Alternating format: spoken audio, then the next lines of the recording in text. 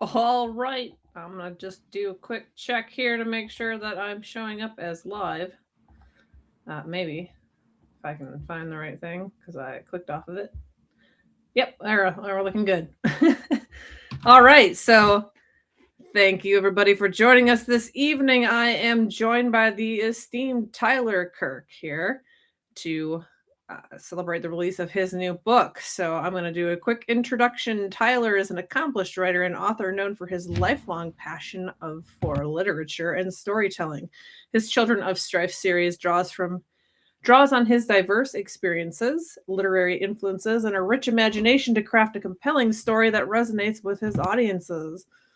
As a committed advocate for the power of literature, Tyler continues to explore new literary ventures, captivating readers with his evocative prose and emerging narratives. All right, Tyler, thank you for joining me. Thanks. You read all of that. Wow. I'm a machine. All right, so I'm going to kick it over to you to go ahead and do a quick pitch for your book, The Confluence, which is what we are here to talk about today. Yeah. So the Confluence is, I know everybody says this when they put out a new book, but it's definitely the best thing I've ever written. I think, and I think a lot of people that have read some of my previous work will agree. I feel confident that they'll agree, even if they don't end up liking the content necessarily or the premise. I think they'll notice a huge maturity in the writing, like in the prose. Um, because the Arsonist was the previous book. It was my debut book because the Confluence is a sequel. It's part 2 in a trilogy. So the Arsonist is book 1. Um, the Arsonist was a book that I wrote as an undergrad in college. I was, I wouldn't say I was inexperienced, but I definitely was not. I like to describe it as wasn't confident yet in like how, like as an author you have your voice, right? That's what they say a lot in poetry is your voice. I don't think I was as confident, and I didn't have as much support, like resources, in terms of just like even just little things like feedback from people, um, that I've made friends with here on X. There's people like Brian and Russell, as we've both spoke with on this show before, that they gave me a lot of helpful feedback. There's because that's the thing that kind of is nice about writing a sequel, and we kind of touched on this last time we spoke, was that now I kind of know what people like. I almost feel like the debut book is like the first date. It's kind of awkward. You don't know if the reader's gonna like it. You don't know if you're overdoing it or not doing it enough. But like to me, the sequel is like it's like the follow up date. It's like, okay, I know what you like now. I know how to I know how to dress things up now. I know where we should go to eat. Like it's and so there's definitely more confidence, not just in that because I know what people like and don't like from the previous book, but there's also confidence as a writer. I've read way more books since I wrote The Arsonist. I've spent a lot of time writing this one. I think I actually spent more time writing The Arsonist than this one, but this one, I think the amount of time I spent writing on it was not about so much about quantity. It was more about quality. I think the quality that I spent writing this, like the quality time with it, was a lot better. So, I guess my pitch to it is, if you like The Arsonist, if you like grim dark fantasy that isn't nihilistic, definitely check it out. I know a lot of people were telling me they don't think that it's grim dark. Dark fantasy, I guess, is another way you could take it. If you don't want to call it grimdark, that's fine. But yeah. Awesome. Well, I'm glad you're here, and we'll definitely get into some more of that idea of how you've changed it, certainly, as we kind of talk. So, I'm curious. I don't know that I am. You mentioned that you wrote The Arsonist kind of starting as an undergrad, and you put that out there. I know it's been out for a few years. You did the second release of it last year. But I guess I don't know. So when did you start writing the sequel? So It's kind of funny. I was sitting on the Arsonist for a long time after it. So it released 3 years ago, the initial, Mm-hmm. right? And then I re-released it last year around this time of year. I actually was sitting on it for a while. I had the Confluence completely drafted, like the outline, because I'm a planner, like I'm a plotter. I can't just like make it up as I go. Answers. Um, I had the whole outline done before I actually published the Arsonist. Hmm. Because the reason why is because before I started some like doing like query stuff with the Arsonist back in 2021, a lot like the Arsonist and the Confluence, like all of Children of Strife was actually one giant book. It was like a really big book. And I actually cut it down, which is why they're so short, because I thought it would flow better as a trilogy than trying to just be like, hey, this is my debut book, and it's like this massive, colossal thing. So I kind of already had the idea of the outline for all three books in the trilogy done because of that. And so I ended up just taking the part of it that was done, which was the Arsonist, and querying that. And then I was working on the outline for the Confluence. And so Mm-hmm. I would say that the first draft of the Confluence was done around the time that I was pretty much dealing with the Vitamin Kid. I just wasn't ready to like part with it yet. I wanted to give it the first draft to like a few trusted, like close, like alpha readers, and then go through like a long. I wanted to take my time with it. Yeah. But it's definitely, I would say, the Confluence as an idea has been done for the last 3 years. Okay, that makes sense. So you had the. I'm assuming that you have all three. You know, if you're plotting this out, I'm assuming that you kind of have at least the Yeah. general flow for all three of them done. You Yep. had the Arsonist; it was ready to go, but you also had the second outline done, and then you worked on the draft. Yeah, it was like a crazy, like a conspiracy theorist corkboard of strings attaching to things. It was all crazy. My Scrivener is like a complete mess now. But yeah, so yeah, I've been sitting on the rough idea of the Confluence for a long time.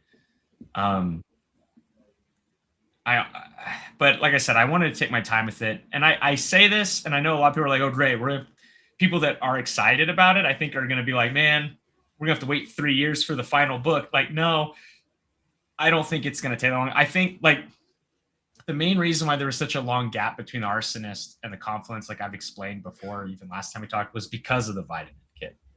Yeah. If it wasn't for the Vitamin Kit, the Confluence would have came out probably a year and a half ago. But yeah.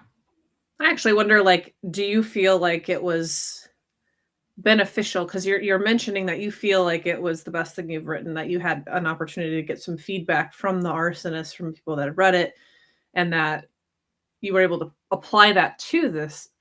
So maybe in a way, do you think that having the Vitamin Kit almost as a distraction in the middle, like, gave you time to get some of that feedback to make it better? Yeah, absolutely. Because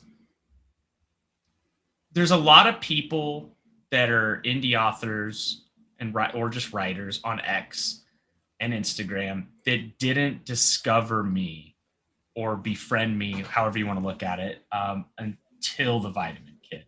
So when the Arsonist came out, I really only had a lot of success in the state of Washington at a local level, which I know that sounds like I'm downplaying it. No, it was awesome, but my online presence was not. I didn't really know what to do. I was never a social media person before I released the Arsonist. I didn't do Facebook or Twitter or anything. So I think it worked out because what ended up happening is the Vitamin Kid not only bought me more time to kind of sit with this, but it also allowed me to re-release the Arsonist the way that I wanted to do it originally, like the initial release should have been. And that exposed a lot of people that are um, a lot more critical. I think, and I don't mean that in like a bad way, but mean, like all readers are good readers, but I think like having other writers read your work, especially if they're writing, if they're in the same genre, is really helpful. Um, because they tend to like I think they're not the harshest critics, but they're the most observant. Yeah. Because I think a lot of I think they're even though a lot of people will try to say that are writers, they'll try to say like, oh, I only read for pleasure, for escapism. I think a lot of writers can't help but I don't want to say judge, but they're like looking like for something either that they want to do, like, oh, that's really cool. I need to do something like that in my book, or they are looking for someone to be like, well, I wouldn't have done that. And I'm not trying to project, but I'm that way. Like I read books. There's been stuff I've caught in people's books that I'm like, wow, that was really cool. Like I really liked the way Russell set the bar with action sequences. He reminded me of how good a lot of the old school high fantasy action sequences were back in the day. The stuff that I was reading when I was in like seventh grade, it kind of made me think like, yeah, you can write action like that because the arsonist doesn't really have that much action. It's very much like there's conflict, this thing happens, and then we kind of move on from it. Because that was just what a lot of the stuff I was reading at the time. Like, a lot of people will say they like the Witcher books. I love them. They're not really known for their action. I think a lot of people assume they're action packed because they either play the video game or they watch the TV show on Netflix, but the books are not known for their action. They're really known for being very character driven. And that was kind of my approach initially. But the Confluence, I was able to kind of go back and go, yeah, I guess it's okay to be a little bit like you could still have a lot of really kick-ass action while being a character-driven story. So that like those are things that I'm reading as I'm getting ready to send off the Confluence to beta readers. And I'm going, maybe I could take my time a little bit more with this action scene or this conflict that these two people are fighting. Maybe it's not bad to spend a little bit more time in this moment.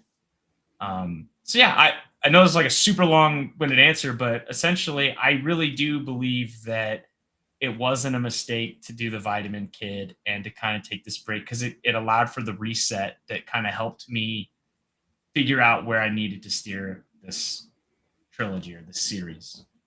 Yeah, and in a way, I think like obviously some people probably picked up The Arsonist a while ago, but it seems like last year you had a big bump in just new readership, new people discovering it for the first time, maybe coming back to it because of the new cover or whatever.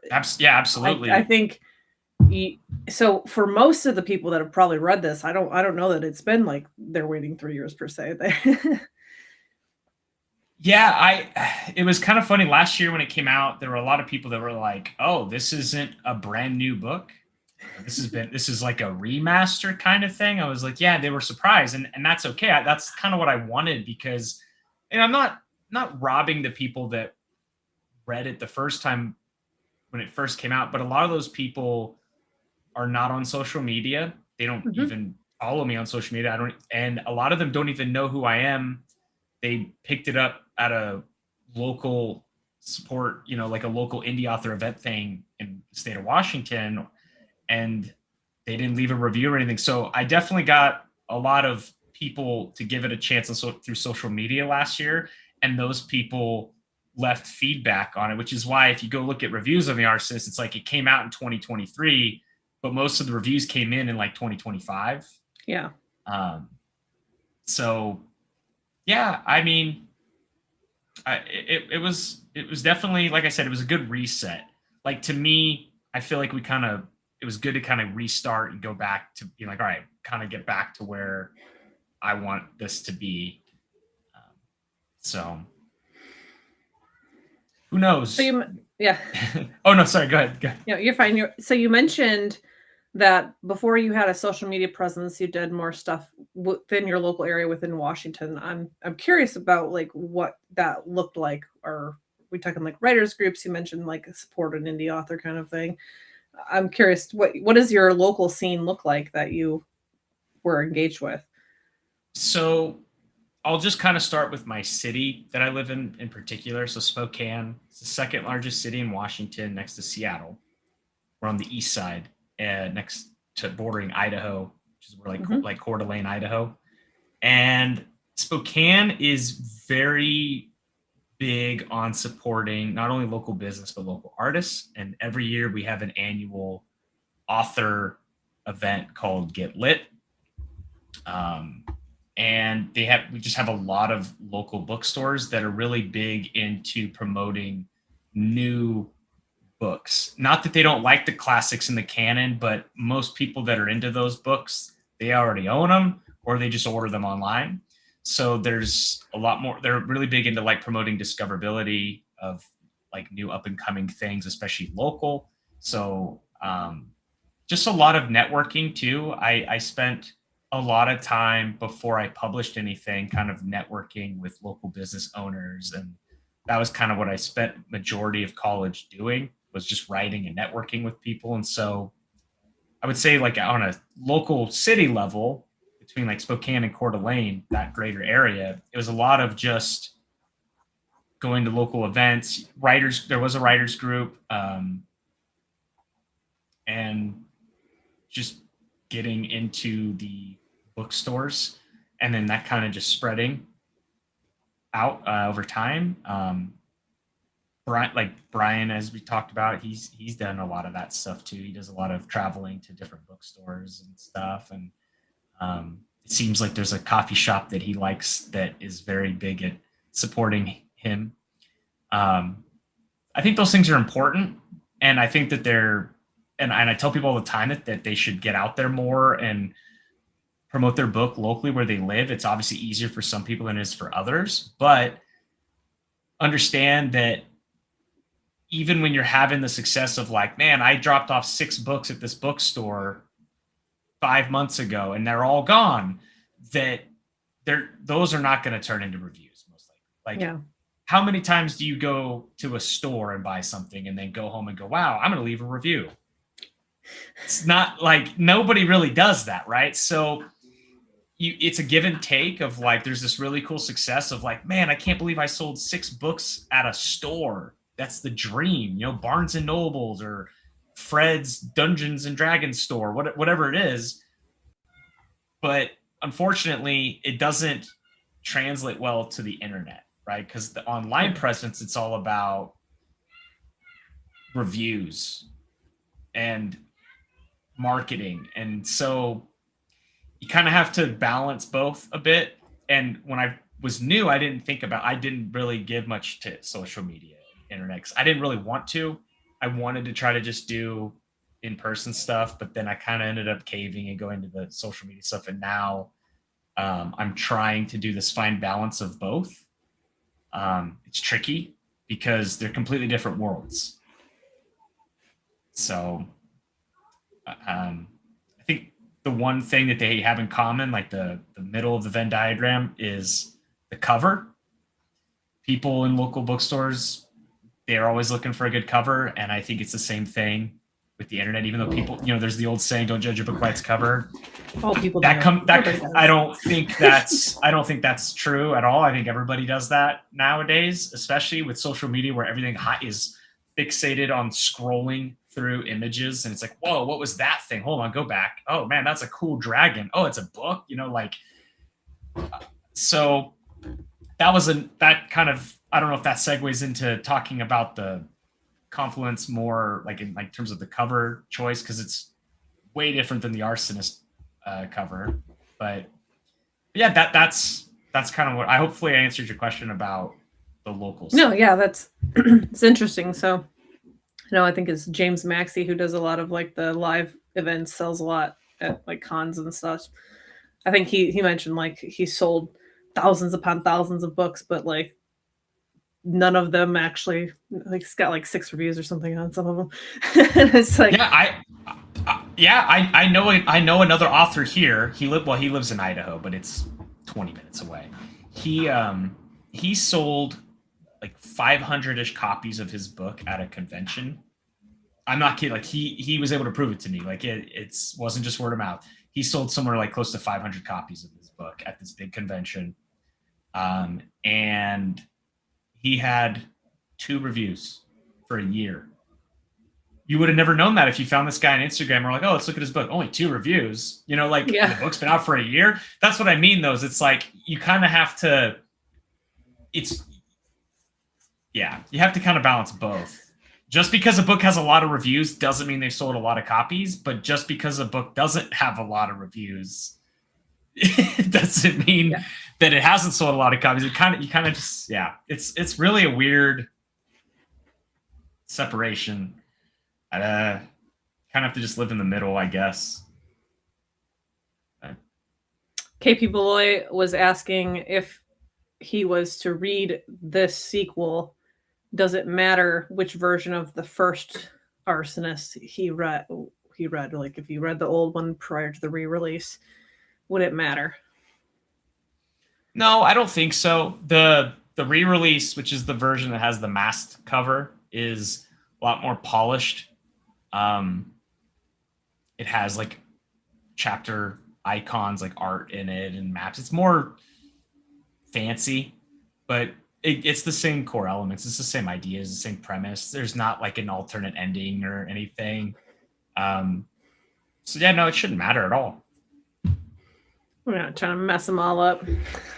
Yeah, just like the original has a different. I think there's there's a book that was like that where they released it and at the ending the main character dies and a lot of people hated it, so the author ended up re-releasing the book with a different ending.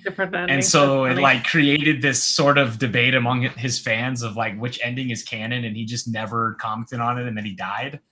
So God, it's driving me crazy. I'm having like stage fright of forgetting the book name. I couldn't tell you.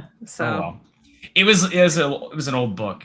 It's like over 100. It's like from like 100 years ago. But yeah, that is funny though. Like I can, that would, especially if you have more story to come. So let's talk. Let's talk about that. You mentioned the cover being very different as far as from this new one versus the other one. So was that intentional choice to give a different vibe? Like what was the idea there? Yeah, no, it absolutely was. A lot of people are going to disagree with me on this. I'm definitely in the minority of, I don't think you have to have the same artist for every book cover like in a series. And I'm not saying that it's bad to do that. I'm just saying I don't think it's a rule. I think a lot of people think it is. That being said, if I was going to use the same artist for like all the Children of Strife books, it would definitely be Tony Passmore. I really liked what he did with the Confluence. It was a really good job. What Hank did with the Arsonist for its re-release was really cool. The Arsonist cover, it was meant to be this like special anniversary, like celebratory thing. I wanted it to be kind of not bombastic, but like really kind of like, boom, this is it, the Arsonist, right? And that's what it is. Like you see it, you see it anywhere, and it's like unmistakable. Like that's the Arsonist. Like that's the only book with that image on the front of it, right? It's kind of hard to not see it, and so and it's an oil painting, and it's very cool. I really like it a lot. I like how it turned out, but I wanted to do something different with the Confluence, because the Confluence, the Arsonist is a character. So the cover is more character centric because it's kind of alluding like this is who this is about. But the Confluence isn't a character necessarily. It's more of like an event or a concept. And I wanted something to be a little bit more heavier on like it's going to sound pretentious, but like more like artistically like symbolic or like metaphorical, I guess. I wanted it to be like one of those things where you're kind of looking at it and trying to like speculate, like was this part of this intentional? Is this designed this way on purpose? Hopefully that makes sense. But I definitely wanted to go a different direction with the Confluence, and that was something I knew a long time ago. It's why like there's a lot of people that really like the Arsonist cover a lot, and it makes me happy that they really liked it. I think there were some people that were disappointed when they saw the Confluence was like a completely different cover. But I don't know. I'm a big music geek guy. I think it's like cool when a band puts out an album and you're like, man, that album looks really cool. And then they put out a new album. And you're like, oh, what? This is a weird looking album, and it's like changes, right? So yeah, that was kind of the whole thing with that. I know you've been releasing the icons, so it seems like you've kept that into the new story. Yeah, that was really cool. I did way more this time. I did twice as many for the Confluence as I did for the Arsonist. Yeah, that was really cool. That was honestly like my favorite part leading up to the release, was just kind of getting to release these, because I had all of them and I was like trying to decide like which one should I release this week. It was fun to kind of figure out, and it was fun because I got to see people's reactions to each one and kind of see like which ones like got a lot of likes and which ones people were like, okay, you know. There was one that I thought was going to be like really, like I thought people were really going to really like it, and the one that was honestly the most popular was the balloon, the hot air balloon. People really like the hot air balloon thing. I think it's because it's such a Children of Strife like symbol that you don't really see in literature anymore, or very often, because it's such a like a hot air balloon is such a weird thing, because I know a lot of people will say that it's very steampunk, right? Which it can be, but I just think it's an interesting thing because of like if you look at the time period of which it was invented, there's a lot that could be done with that when you're incorporating other things into like a very Victorian or Gothic fantasy world. So yeah, that it was a little surprising, but not really, to see that people really like the hot air balloon.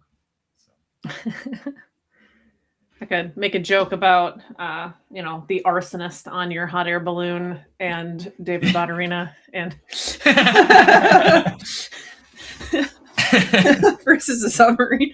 But yeah, okay. Yeah, so that's interesting.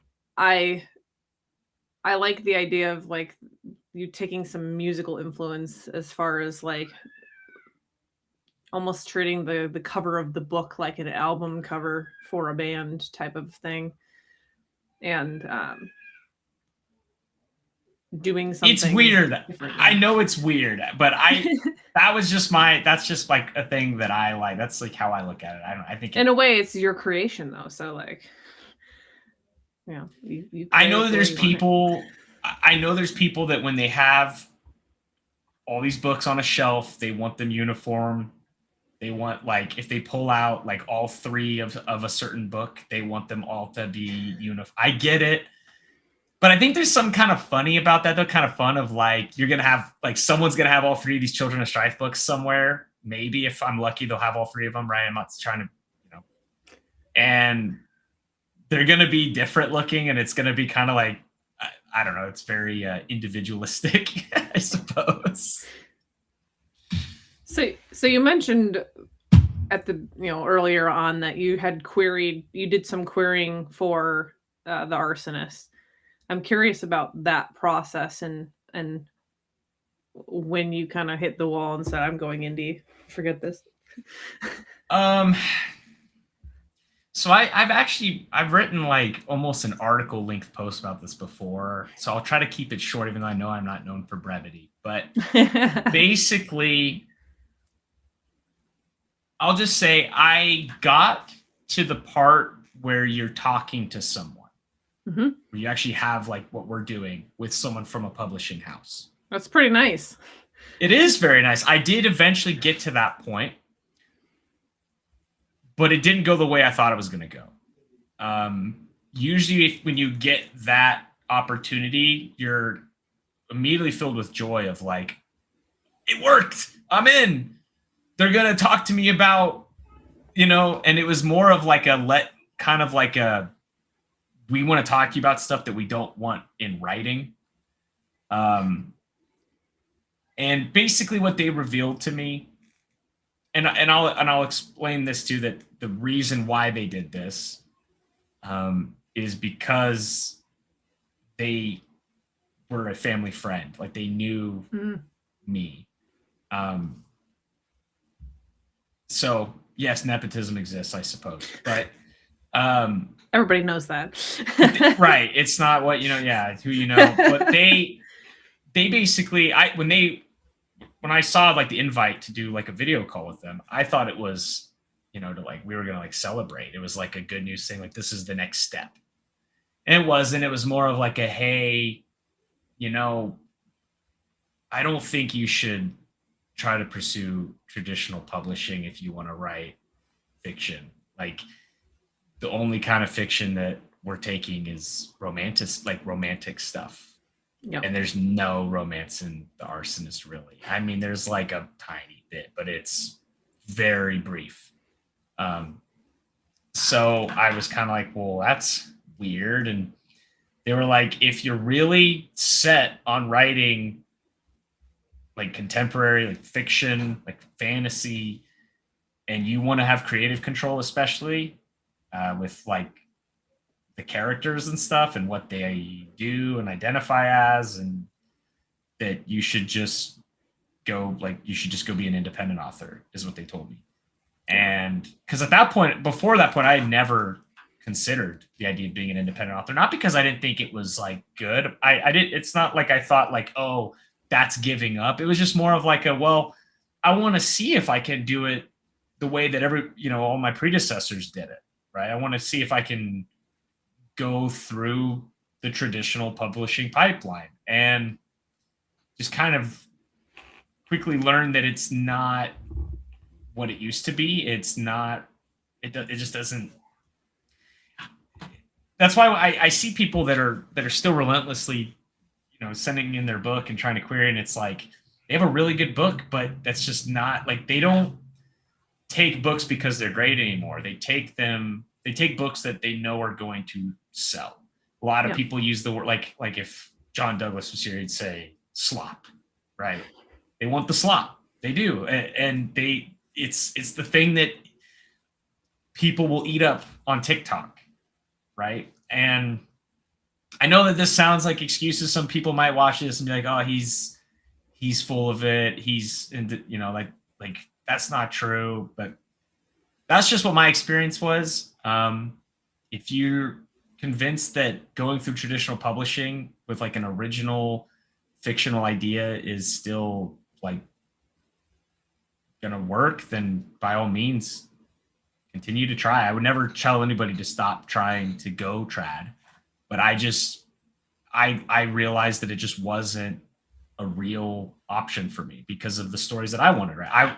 I'm one of those people that wants to write stories that I would have wanted to read when I was a kid, and they don't have that anymore. Like if I go to bookstores, if I want to read something that I would have read 14 years ago, I have to get an indie book or like a locally self-published book. I can't go to Penguin House and get like a major publishing house labeled book like that. I mean, you can, but you're going to have to go through like a known name, right? Like George R.R. Martin, Stephen King, J.K. Rowling. Like you have to go to a brand, basically. It's like almost like clothing brands.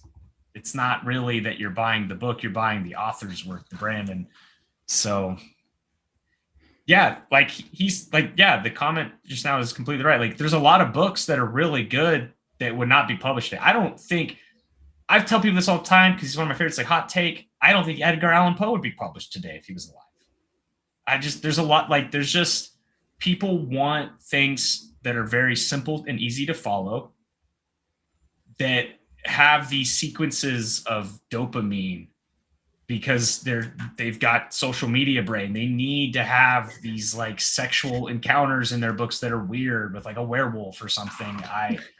I'm sorry. I know I'm trying to keep it PG-13. I'm just being honest. Like that's, and like The Arsonist doesn't have anything like that. I mean, people that have read it, it has parts that are really slow, and it's very character driven. It's got spooky moments and action moments, but that's not like the core element of the book. And so it just doesn't work in this market. But I don't want to write to market. I want to write what is true to me, because that to me is the important, like that's more important to me as a writer. Is I want to be an author that pursues things that are true, good, and beautiful. And being told, oh, you need to write this, or you need to make your character look like this, or this dialogue needs to be more like this. At that point, I'm not pursuing those things. Now I'm pursuing some kind of earthly thing, like money. And it'd be, and a lot of everyone's guilty of probably fantasizing about how it'd be cool to write books for a living. Sure, that'd be awesome. But people never think about, like, what if it's not the books you want to write though? Would you still be okay doing it? Right. That's the interesting thing to think about, is like, you know, I have to write things for work, right? Like you have to write things in a corporate setting, and it's kind of turning literature and that creative impulse into essentially that. It's like, sure, you could be a professional writer, but you're essentially writing to the formula. And it's exactly less about your art, and it's more about checking the boxes. Yeah, exactly. I don't want to check boxes. Like I don't want to check boxes in my books. I want the books to just, I'm not going to go like, I want the book to be its own thing, but essentially, yeah, like I want the book to just be the story that it is. I don't want to have to be like, oh man, I wrote this story, but it doesn't have enough of insert new cultural thing. Right? Yep. Like, because like that's the reality it would have been. And this is something I learned in that video call that I had with my friend that works at publishing house, is like, they're going to want you to change a lot of things about your characters in this book. There's too much of this. There's not enough of this. You need to represent this more. And I didn't want to do that. So that was when I knew, okay, I'm going to pursue this indie thing. So that all happened in like the 2021, 2022 era.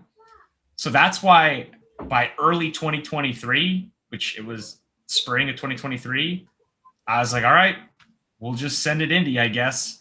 But that's why I was so unprepared the first time I sent it, because I had never expected that I was going to have to do everything. I thought in my naive head, like, oh, I'll write this book. I'll make it nice. It's good. I'll like edit it, and I'll make sure it's like really good, and I'll send it off, and then they'll like it, and then they'll help me come up with a cover. They'll proofread, make sure everything is like really tidy.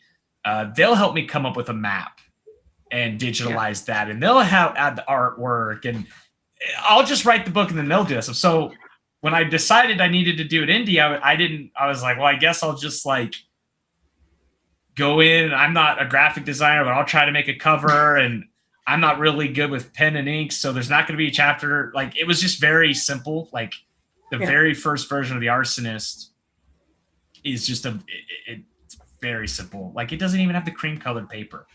Like little things like that it didn't have. That's why I was like, I need to, now that I've learned my lesson and I figured out what to do, I need to re-release it. But I had to learn a lot of stuff to get to that point. You have to make friends with an artist. You got to find an artist that you like, and that not only I learned, you can't just like what the artist does. They have to be willing to like what you do, because they might not like what you want to propose to them. Like, hey, I have this really cool idea for a guy with a porcelain mask and a hood, and there's fire, and they might be like, no, dude, I only draw fairies. You know, like but I really like your art style. Yeah, but that's not my thing. Sorry. You know, you're like going scrolling. You have to find like, there's so many things that you have to do, and then you got to find an editor. And then that was another thing I learned, is it's like, you find an editor that's in your price range, because there's like all things, the really good editors they're expensive. And then when you have the editor that's in your price range, you kind of get what you pay for. And I learned that, where it's like, I had an editor, there were still things that got through. And I know there's that joke of like, oh, well, no matter how much you fine tune your book, there's always going to be like 2 typos in it. I'm sure, I hope not, knock on wood, my desk is made out of wood. I hope that when people get the Confluence, they don't find anything wonky in it, man. I put a lot effort into making sure this thing doesn't have any weird issues, but we'll find out. I even went through my proof copy, and I didn't see anything so far, but I'm the author, so who knows? Yeah, we'll see. It can be pretty tough. So it sounds like you had a good, I would say, a positive opportunity to have somebody give you the hard truth that was able to help you pivot and direct, and yeah, I think like all of us, you're kind of learning how to navigate the complexities of doing it. I just saw Russell's comment here with the relentless.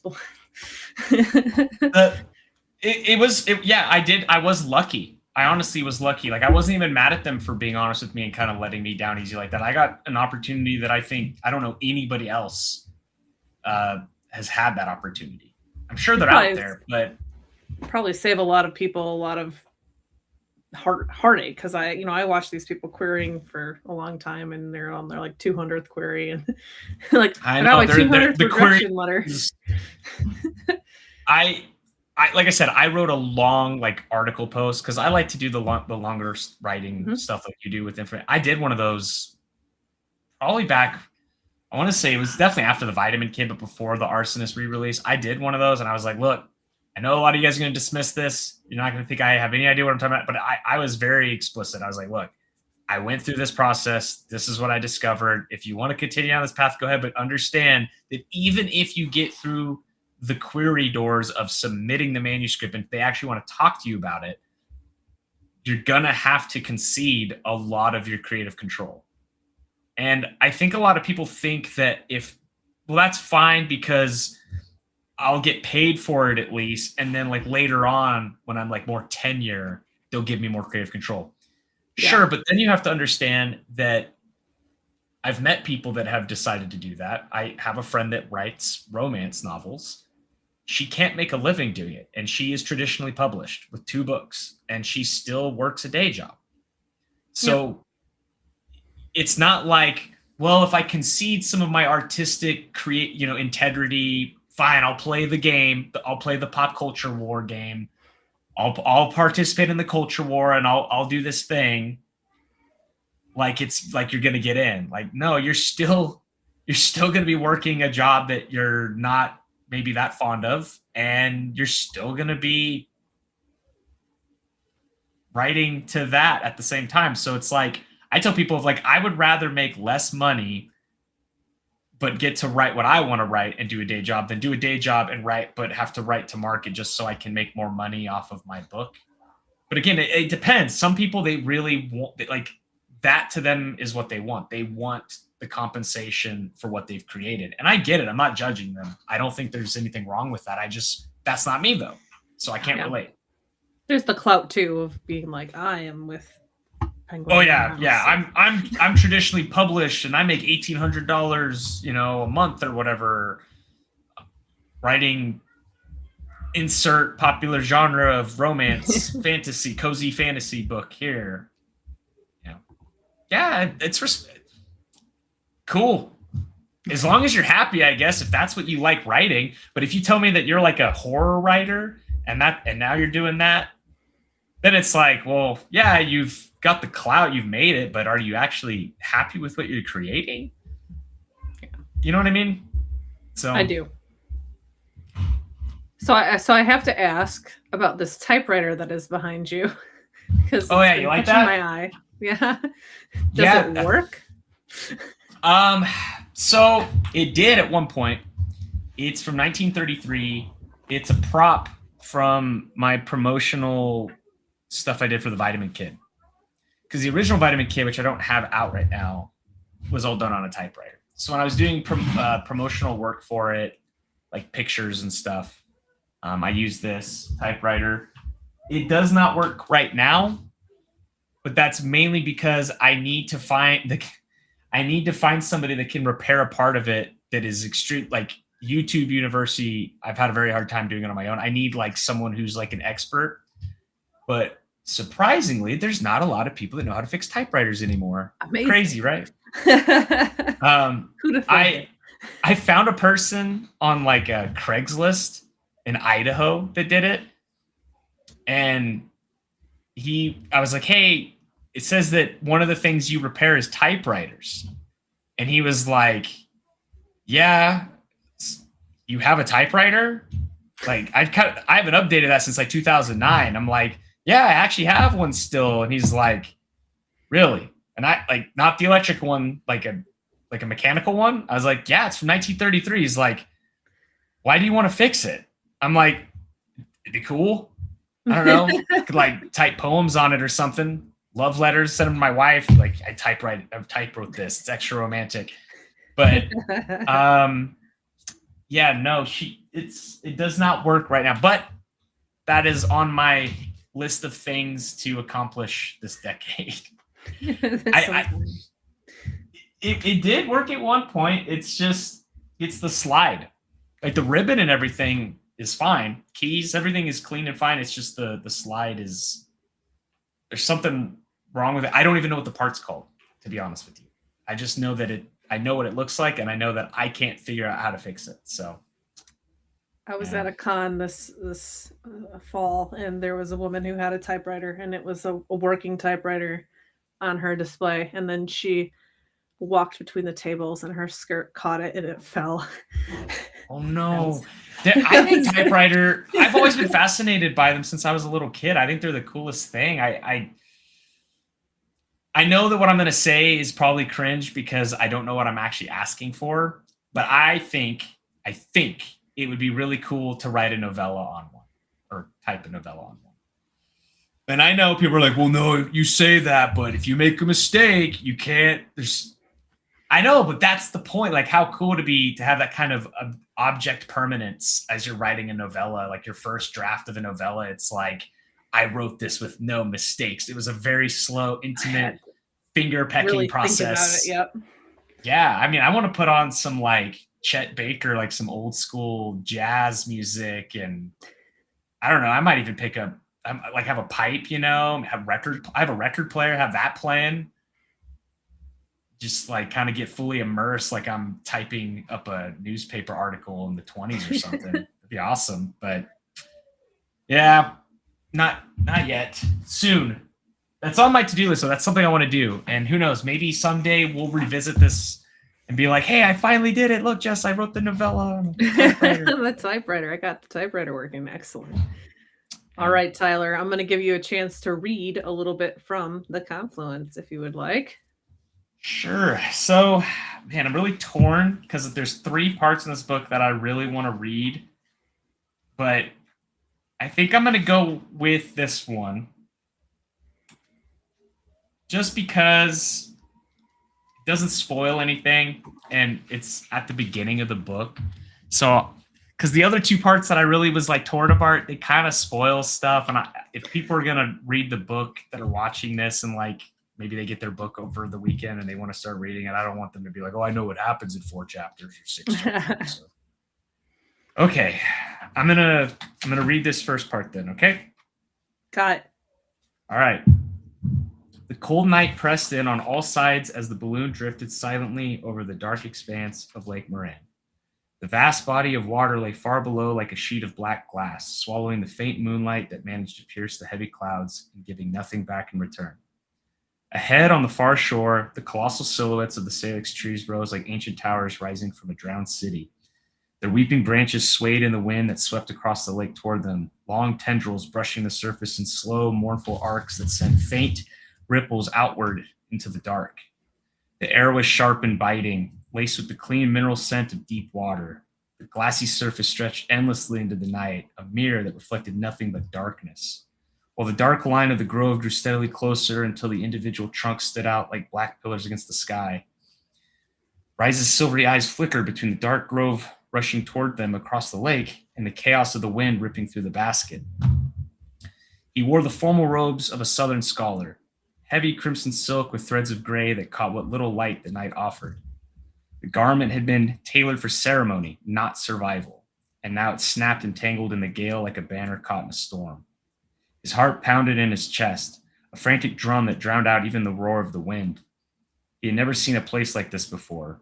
He had never imagined a lake so wide it might as well have been an inland sea, its edges lost to the darkness. He had never pictured a shoreline cloaked in towering salix trees whose weeping branches brushed the water's edge like mournful sentinels standing guard over some ancient secret. But now was not the time to marvel at its eerie beauty. His body felt too light, too out of place, as though the very atmosphere had rejected him, as though the world itself had tilted and decided that he no longer belonged in the sky. The balloon lurched and tipped violently as the wind surged and tried to rip them apart. The basket groaned under the strain while ropes creaked like old bones protesting their age.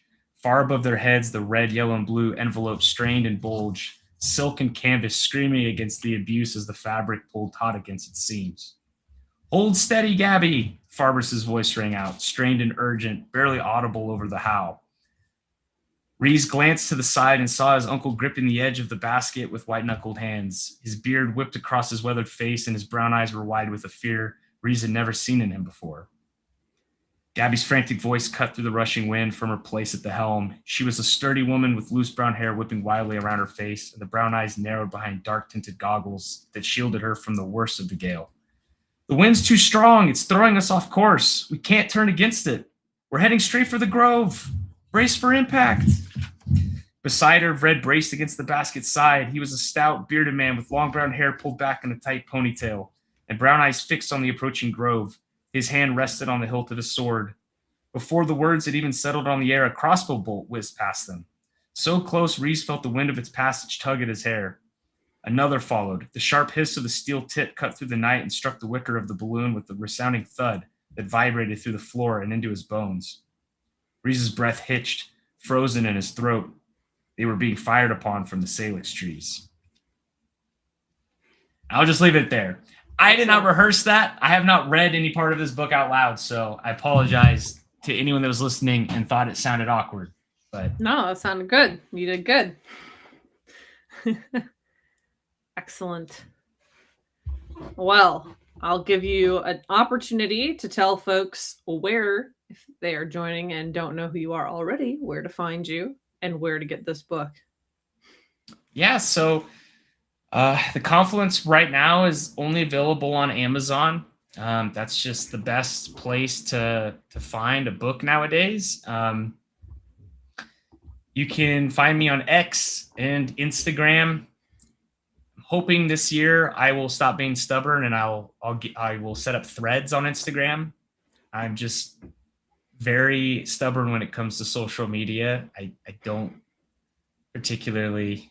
I like using X to connect with people, but Instagram's hard because it's all picture focused, and there's only so many different ways you could take a picture of a book.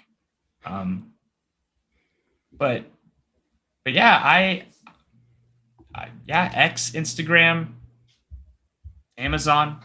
That's where you can find me and find it. And if you've never read The Arsonist before, definitely don't try to read The Confluence because it does take place pretty shortly after The Arsonist ends, like in terms of timeline. It'll be very confusing. So, yeah. All right, guys. That's what I've got for you, everybody. No cloak this time, though. No cloak. I didn't wear a cloak. Too warm in my either. house. Yeah, it's getting too warm out. Have to do some things without cloaks every now and then. Otherwise, people will start to think I'm crazy. Too warm out. So I'm curious, what is it out in Washington? Right now, let's see. It's 40 degrees outside. That's not terrible. No. No, it's I don't know. It's not raining or snowing. It was really sunny today. 70 degrees in Cal. I don't miss that weather in California at all. I do not miss that at all. I like cold weather. I'm warm-blooded. I do not miss the California heat at all. We need a mesh cloak for Russell. We're just gonna get that mesh fabric. He needs a cloak that's almost transparent, has a built-in mister, a mister device in it, a hydro pack in it. But yeah, thanks again, Jessica, for hosting this, for having me here on the day of release to celebrate it. Thanks to everybody that that came on and listened to me ramble, and all the support. I got a ton of support today. It was really cool. I mean, that's like the whole reason why I still use social media, is just because of all the people that have like, not everybody is a robot. There are people that like genuinely care. They want to support other authors. They want you to support. There's this mutual community. It's really cool. Love being part of it. I will always be a cheerleader and advocate for it. So I really appreciate everybody celebrating today, showing up to this. And again, Jessica, thank you so much for hosting this and putting this together. This was very cool. Well, I've learned now that if you really want to get the chat going, all you got to do is talk about the weather. Small talk, yeah. you can get them going. But yes, fall's the best season. I'm just gonna say it. Apparently, Russell Lake's 110 something. No. It was a pleasure to speak with you. I will say, as of right now, I'm about a quarter into The Arsonist. I've actually picked it up and I started reading it. So cool. I am enjoying it so far. It's different. It's a short read, but it's different. I think, I mean, from the things that I've learned, it's a benefit to have probably a shorter book to get people in the door, especially than the 3-tome giant Brandon Sanderson. I like shorter books. That was why I wanted to do it, is because that's what I like. I think a lot of people like shorter books if they know that there's like more. I think if it's a one and done and it's short, I think that probably would annoy a lot of people. But yeah. I don't know. Each their own, maybe. It depends on I think if you want to stay with the story. Yeah, I don't know. I thought like I've read like of what I've read of your work so far, I think it's a good size. Yeah. So I wouldn't change what you're doing. I think it works. But yeah, again, thank you so much. And again, guys and gals in the chat, thank you so much for your support. Especially those of you that like helped like share the news today. Really appreciate it. Sincerely. Absolutely.